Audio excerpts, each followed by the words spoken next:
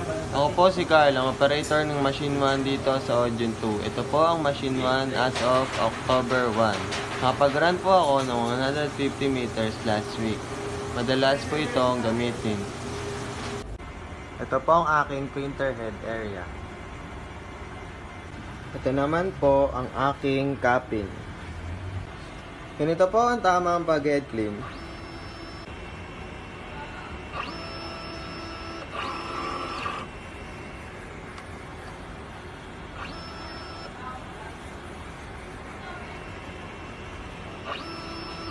Ito naman po ang tamang pag-check ng nozzle.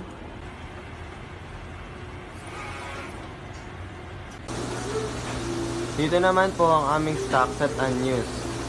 Sa ngayon po, kulang po kami ngayon sa film, tsaka sa powder at sa white ink. Nakapag-request na po kami sa office. Ang stocks po namin dapat ay tumatagal ng 1 week. Ito po ang aking printer daily checklist. Sa ngayon po, wala po kaming in-house order. Ito po ang aking output.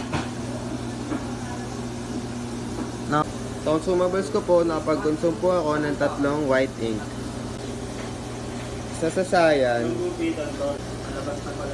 Isa rin naman po sa yellow. 4 na powder. Ito po ang aking waste tank area. Ang last disposal ko po ay kanina lang. Dito naman po sa kabila ang aking AVR na may 3000 volts. Nandito naman po ang aking ground wire. Dito naman po ang aking ink system na naka-level. Yun lamang po at maraming salamat.